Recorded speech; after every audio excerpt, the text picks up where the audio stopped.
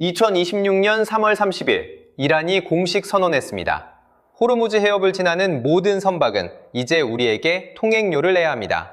우리가 쓰는 휘발유, 플라스틱 포장재, 마트 물가, 이것들이 전부 호르무즈 해협 하나에 묶여 있다는 사실 알고 계셨습니까?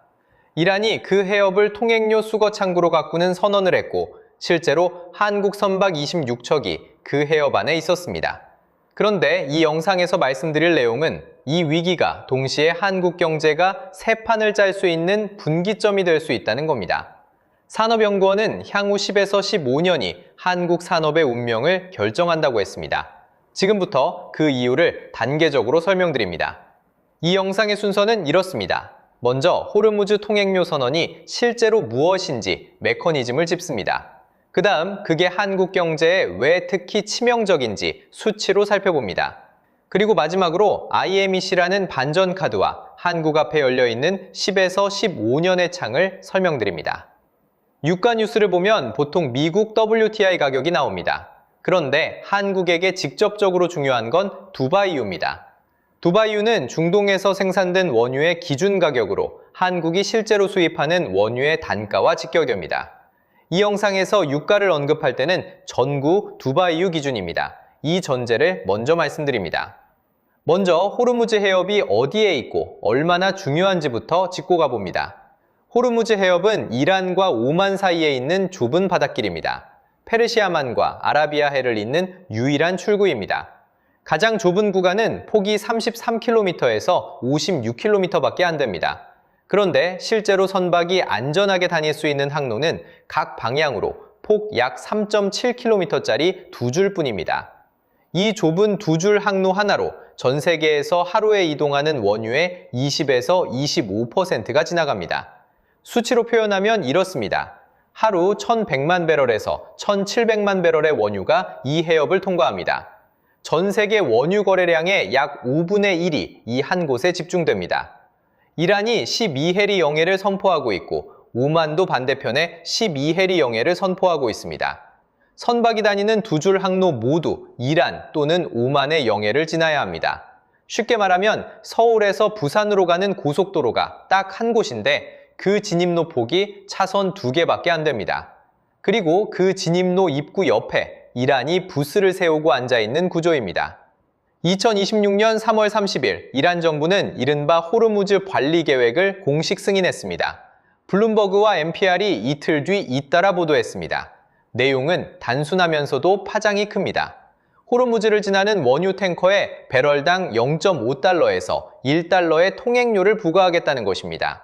그리고 결제 수단으로는 위안화와 비트코인을 요구했습니다. 달러는 받지 않겠다는 선언이기도 합니다. 이 숫자가 얼마나 큰지 구체적으로 봅니다. VLCC, 즉 초대형 유조선 한 척은 보통 200만 배럴 이상의 원유를 운반합니다. 배럴당 1달러 통행료를 적용하면 한 번 항해할 때 약 200만 달러를 내야 합니다. 우리 돈으로 약 30억 원에 가깝습니다. 블룸버그는 이란이 이 통행료로만 한 달에 6억에서 8억 달러를 거둘 수 있다고 추산했습니다. 한화로 계산하면 월 약 9천억 원에서 1조 2천억 원 규모입니다. 이란 혁명수비대는 한 발 더 나아갔습니다. 미국과 이스라엘에는 해협이 이전처럼 열리지 않을 것이라고 공식적으로 선언했습니다. 단순히 돈을 버는 장치가 아니라 군사, 외교 압박 도구로 해협을 쓰겠다는 뜻입니다. 여기서 한 가지 더 짚어야 합니다. 이란이 12해리 영해를 선포하고 있기 때문에 호르무즈를 지나는 선박은 국제해양법상으로도 이란의 영해를 통과합니다.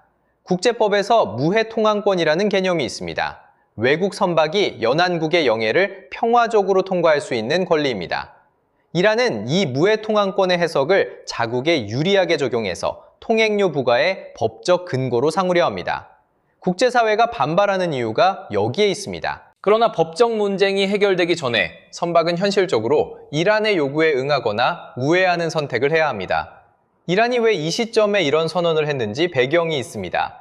2026년 2월 28일 미국과 이스라엘이 사자의 포효라는 작전명으로 이란을 공습했습니다. 이란 최고 지도자 하메네이가 이날 사망했고 혁명수비대 사령관 모하마드 파크푸르를 비롯한 핵심 지휘부도 무너졌습니다. 이란 내부적으로는 2025년 12월부터 200개 이상 도시에서 반정부 시위가 계속되고 있었습니다. 식품 물가가 72%, 의료용품이 50% 오른 경제 붕괴 상황이 배경이었습니다. 새 지도부 입장에서 보면 군사력은 타격을 입었고 국내 민심은 무너졌으며 경제는 이미 한계 상황입니다. 이란이 쓸 수 있는 카드 중 가장 강력한 것이 바로 호르무즈입니다. 통행료 선언은 세 가지 목적을 동시에 달성합니다.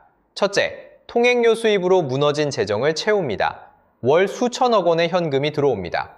둘째, 달러 대신 위안화 비트코인 결제를 요구함으로써 미국 주도 금융 시스템에서 벗어나려는 탈달러 실험을 합니다. 미국이 이란에 가한 금융 제재를 우회하는 경로를 만드는 전략입니다. 셋째, 핵 협상이나 휴전 협상에서 호르무즈 개방을 지렛대로 씁니다. 전 세계 원유 공급의 5분의 1을 볼모로 잡고 협상 테이블에 앉겠다는 전략입니다. 실제로 이 시점 미국 트럼프 행정부 측에서도 이란과 함께 호르무즈 공동 통행료를 논의하고 있다는 보도가 나왔습니다. 트럼프 전 대통령은 이란에 큰 수익이 만들어질 것이라는 발언을 하기도 했습니다. 상황이 단순한 대립이 아니라 이해관계가 복잡하게 얽힌 협상 구도로 진행되고 있다는 신호입니다.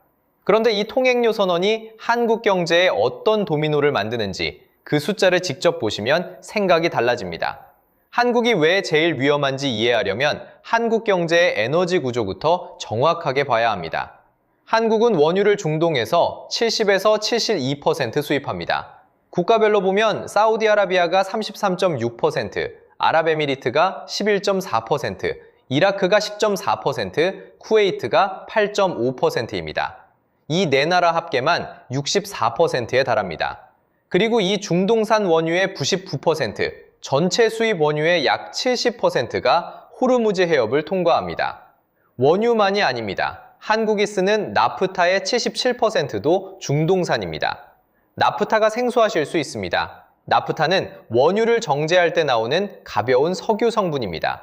플라스틱, 합성섬유, 의약품 원료를 만드는 기초재료입니다.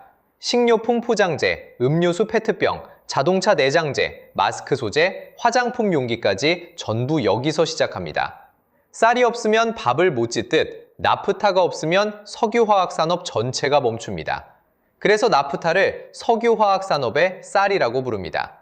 이 구조가 왜 위험한지, 실제로 무슨 일이 벌어졌는지 봅니다. 2026년 2월 27일 전쟁이 시작되기 하루 전 두바이유 가격은 배럴당 71달러 20센트였습니다. 두바이유는 한국이 수입하는 중동산 원유의 대표 가격 기준입니다. 그런데 이란 공습과 호르무즈 통행료 선언이 이어진 2026년 3월 30일, 두바이유는 169달러 75센트까지 올랐습니다. 38일 만에 2.4배 급등입니다.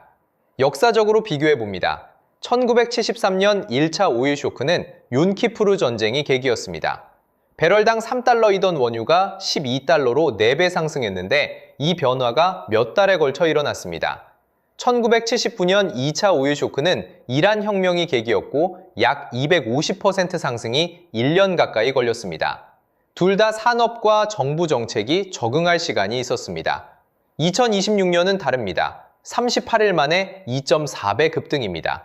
석유화학 공장이 원료를 비축하거나 대체 공급처를 찾거나 가격을 재조정할 시간이 없습니다. 속도 자체가 충격이고 그 속도가 한국처럼 호르무즈 의존도가 높은 나라의 직격탄이 됩니다. 유가 분석가들은 이 상황이 6개월 이상 지속되면 배럴당 170달러 전망이 현실화되고 한국 경제가 스태그플레이션 위험에 빠질 수 있다고 경고했습니다. 스태그플레이션은 물가는 오르는데 경제 성장은 멈추는 최악의 조합입니다. 에너지 비용 폭등이 기업 원가를 높이고 가계 구매력을 낮추면서 경기는 위축되는데 물가는 계속 오르는 구조입니다. 해상운임도 같이 폭발했습니다. 전쟁이 시작된 직후 중동 노선 해상운임은 컨테이너 한 개당 2,287달러로 전주 대비 72.3% 급등했습니다. 3월 말에는 3,300달러대까지 올랐습니다. 이 운임 상승은 선박이 중동 해역을 기피하기 시작하면서 가용 선박 수가 줄어든 것이 주요 원인입니다. 전쟁 보험료도 함께 뛰었습니다. 개전 전 선박 가치의 0.125%이던 전쟁 보험료가 전쟁 초기 0.2에서 1%로 뛰더니 최고 5에서 10%까지 치솟았습니다. 개전전과 비교하면 40배에서 80배 폭등입니다. 선박 하나를 호르무즈 근처로 보내는 데 드는 보험 비용이 그만큼 올라갔습니다. 이 와중에 실제로 한국 선박 26척이 호르무즈 해협 안에 있었습니다. 이 사실이 2026년 4월 코리아타임스를 통해 보도됐습니다. 이 26척 중 유조선이 7척이고 이 배들이 싣고 있던 원유가 약 1,400만 배럴이었습니다. 한국 하루 원유 소비량을 250만 배럴로 봤을 때 약 5일치에서 6일치에 해당하는 양입니다. 해협이 완전히 막혔다면 이 배들과 원유는 거기 묶이는 상황이 됩니다. 나프타 공급망은 더 직접적인 타격을 받았습니다. 중동산 나프타 공급이 막히자 정부는 나프타 수출 금지령을 5개월간 시행했습니다. 국내 수요를 먼저 충당하려는 조치였습니다. 그래도 모자라서 러시아산 나프타 2만 7천 톤을 긴급 수입했습니다. 석유화학업계가 원료를 확보하려 발을 부르는 상황이었습니다. 플라스틱 원료가 부족해지면서 포장재 가격, 의약품 원료 비용이 함께 올랐고 이 비용이 마트 선반 가격으로 전달됩니다. 여러분이 마트에서 체감하는 물가 상승은 이 도미노의 끝에 있는 현상입니다. 한국 PwC 보고서는 이 상황을 직접적으로 분석했습니다. 미-이란 전쟁이 한국 석유화학, 정유, 해운, 조선업종에 직접 타격을 주고 수출 차질이 현실화될 수 있다는 내용입니다. 정유업계는 원유 조달 비용이 올라가고 석유화학은 나프타 원료 가격이 올라가며 해운과 조선은 운임과 보험료 구조 변화에 영향을 받습니다. 한국 수출 구조에서 이 네 업종이 차지하는 비중을 생각하면 파급이 어느 정도인지 가늠할 수 있습니다. 비축유 208일치가 있으니 괜찮은 거 아니냐는 질문을 하실 수 있습니다. 한국의 전략 비축유 208일치는 실제로 중요한 완충 자원입니다. 국제에너지기구가 권장하는 91 기준을 크게 웃도는 수준이고 단기 위기 대응에는 충분합니다. 그러나 비축유는 원유 문제만 해결합니다. 나프타 부족 문제, 해상운임 폭등으로 인한 수출 비용 증가, 전쟁보험료 폭등으로 인한 물류 차질은 비축유가 해결할 수 없는 별개의 문제입니다. 그리고 208일이 지난 다음을 생각하면 구조적 취약성은 그대로 남습니다. 그런데 여기서 반전이 있습니다. 이 위기가 오히려 한국의 기회가 된다는 보고서가 있습니다. 그 내용 바로 뒤에서 설명드립니다. 2023년 9월 인도에서 G20 정상회의가 열렸습니다. 그 자리에서 미국, 인도, 아랍에미리트, 사우디아라비아, 요르단, 이스라엘, EU, 이탈리아, 프랑스, 독일이 하나의 협정에 서명했습니다. 이름이 IMEC입니다. 인도, 중동, 유럽, 경제 회랑이라고 번역합니다. IMEC의 경로를 구체적으로 설명드립니다. 인도에서 화물을 배에 싣고 아랍에미리트의 항구까지 옵니다. 아랍에미리트에서 하역해서 사우디아라비아를 거쳐 요르단까지 철도로 이동합니다. 요르단에서 이스라엘 북쪽에 있는 하이파항까지 연결하고 거기서 다시 배에 실어 유럽으로 보냅니다. 이 경로로 운송 시간을 기존 대비 40% 단축하고 물류 비용을 30% 절감할 수 있다는 게 목표입니다. 철도 선로 옆에는 수소 파이프라인과 광 케이블도 함께 깔 계획입니다. 현재 인도에서 유럽으로 물건을 보내는 주요 경로는 두 가지입니다. 하나는 수에즈 운하를 통과하는 경로이고 다른 하나는 희망봉을 돌아가는 경로입니다. 수에즈를 통과하면 빠르지만 중동 불안 상황에 취약합니다. 희망봉을 돌면 안전하지만 시간이 훨씬 더 걸립니다. IMEC는 이 두 경로의 약점을 우회하는 제3의 루트입니다. 그리고 이 루트가 호르무즈를 통과하지 않습니다. 인도에서 아랍에미리트까지 가는 구간은 아라비아해를 지나지만 호르무즈 해협 내부를 통과하지 않습니다. 이란이 통행료 부스를 세운 그 병목 구간을 벗어납니다. 이란이 호르무즈에 통행료 부스를 세우는 순간 IMEC의 전략적 가치가 급등합니다. 막힌 도로 옆에 새 도로가 생기는 구조입니다. 이미 전략적 움직임이 앞서 있었습니다. 인도 최대 항만 기업 아다니 포트는 2023년에 이스라엘 하이파항 지분 70%를 11억 5천만 달러에서 12억 달러 사이에 인수했습니다. IMEC의 핵심 거점 항구를 선정한 사례입니다.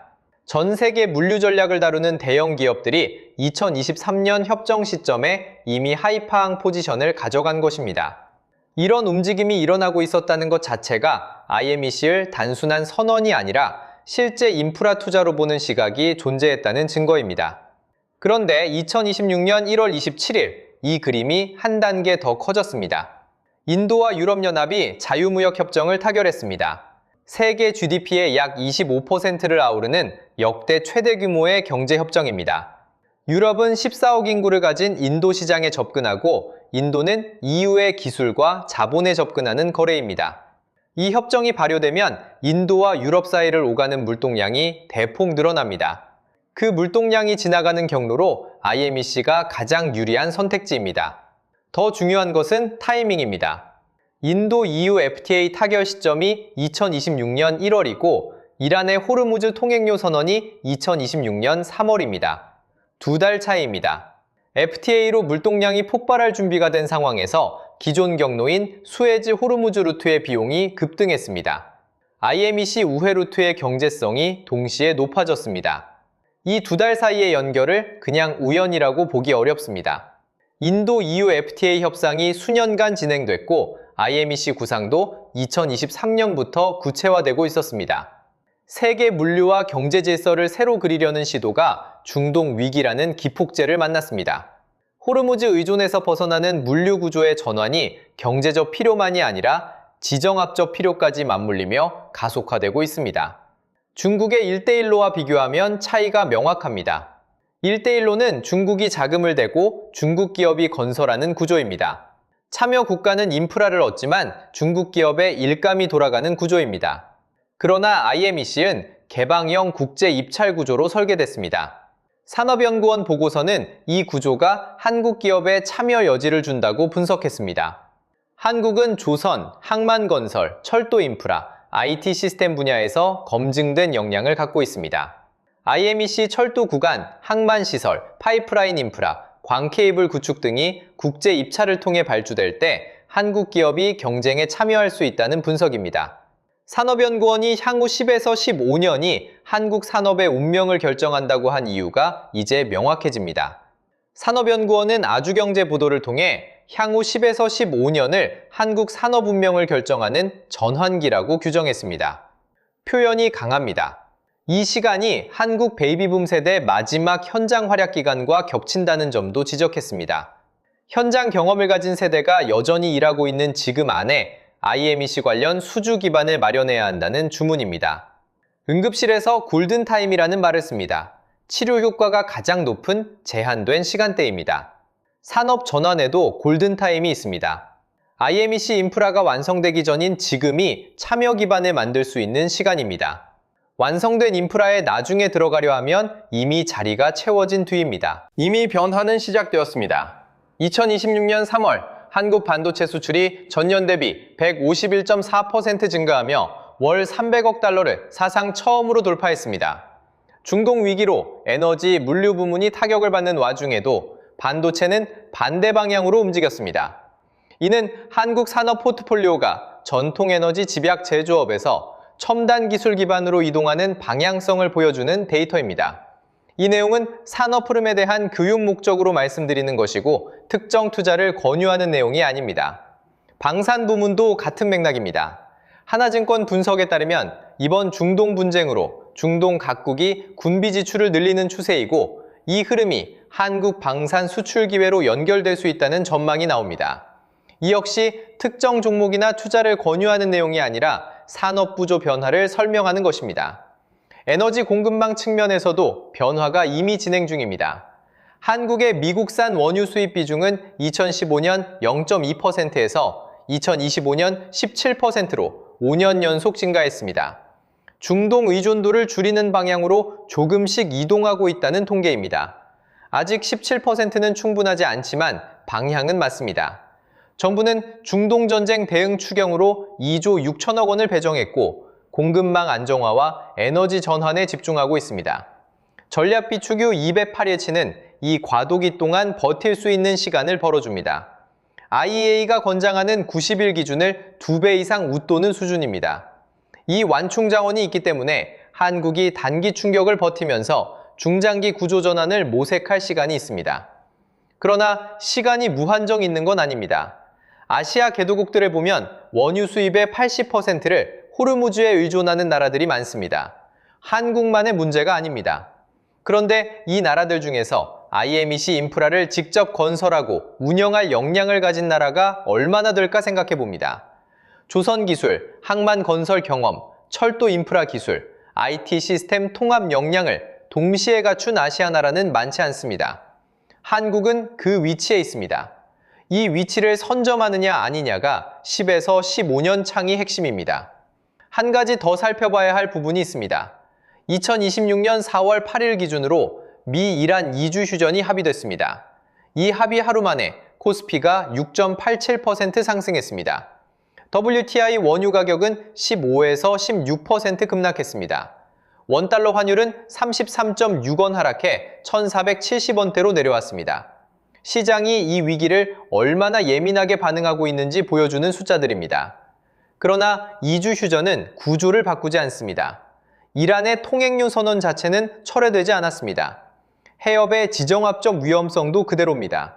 시장이 단기 안도에 반응했지만 한국 경제의 에너지 공급망 취약성은 이 휴전 이전과 이후가 다르지 않습니다. 그래서 지금 이 시점이 오히려 구조 전환을 냉정하게 검토해야 할 시간입니다. 정리하면 이렇습니다. 호르무즈 통행료 선언은 단순히 유가가 오르는 뉴스가 아닙니다. 한국이 수십 년간 쌓아온 에너지 공급망 구조의 취약점이 한꺼번에 드러난 사건입니다. 두바이유 71달러에서 170달러, 해상운임 72% 급등, 선박보험료 40배 폭등이 38일 안에 일어났습니다. 동시에 IMEC라는 새 물류 루트가 호르무즈 의존도를 줄이는 대안으로 급부상했습니다. 인도 EU FTA와 맞물리며 향후 10에서 15년 안에 물동량이 폭발할 경로입니다. 한국이 이 창 안에서 에너지 공급망 다변화와 IMEC 인프라 수주를 동시에 진행할 수 있는지가 다음 10년의 산업 구조를 결정합니다. 위기가 분기점이 되는 이유가 여기에 있습니다. 이 영상의 핵심을 세 가지로 정리합니다. 첫째, 이란의 호르무즈 통행료 선언은 경제 무기화의 실제 사례입니다. 배럴당 0.5달러에서 1달러짜리 통행료 하나가 한국 물류 전체를 흔드는 시작점이 됐습니다. 이 구조가 가능한 이유는 한국이 중동산 원유 70%, 나프타 중동산 77%라는 취약한 의존 구조를 갖고 있기 때문입니다. 둘째, 38일 만에 두바이유가 71달러에서 170달러로 오른 속도는 1차, 2차 오일 쇼크 때와 차원이 다릅니다. 적응할 시간이 없는 충격입니다. 해상운임 72% 급등, 선박보험료 40배 폭등이 동시에 진행됐습니다. 셋째, 그럼에도 IMEC라는 대한 루트와 인도 EU FTA가 맞물리면서 10에서 15년 안에 한국 산업이 방향을 재설정할 수 있는 창이 열렸습니다. 이 창을 어떻게 활용하느냐가 다음 10년의 한국 경제를 결정하는 분기점이 됩니다. 여기에 더해 시청자분들이 당장 실천할 수 있는 점검 포인트 4가지를 제시드립니다. 첫 번째는 유가 뉴스를 볼 때 WTI 대신 두바이유 가격을 기준으로 체크하는 습관입니다. 한국이 실제로 수입하는 원유 단가와 직결되는 지표가 두바이유이기 때문에 물가 흐름을 이해하려면 이 숫자부터 봐야 합니다. 두 번째는 가계 지출 항목 중 에너지와 물류, 그리고 석유화학 원료에 연동되는 품목을 따로 분리해 정리해두는 것입니다. 주유비, 난방비, 택배비, 마트 포장식품, 의약품 가격이 여기에 해당합니다. 어디가 먼저 흔들리는지 미리 파악해두면 월 지출을 조정할 여지를 확보할 수 있습니다. 세 번째는 본인이 종사하거나 관심 있는 업종이 중동 에너지 공급망과 IMEC 전환 흐름 중 어느 축에 서 있는지 정리해보는 것입니다. 조선, 철도, 항만, IT 시스템, 반도체, 방사는 수주 기회가 열리는 쪽이고 정유, 석유화학, 해운은 원가 압박이 누적되는 쪽입니다. 본인의 일과 시야가 어느 편에 가까운지 스스로 점검해 커리어와 학습 방향을 조정해 볼 수 있습니다. 네 번째는 앞으로 뉴스를 읽을 때 호르무즈 상황과 인도 EU FTA 진행 경과, 그리고 한국 반도체, 방산 수출 지표, 이 세 가지를 한 묶음으로 놓고 보는 것입니다. 이 세 흐름이 같은 방향으로 움직이는지 엇갈리는지를 보면 산업연구원이 말한 10에서 15년의 창이 실제로 얼마나 남아있는지가 드러난다고 합니다.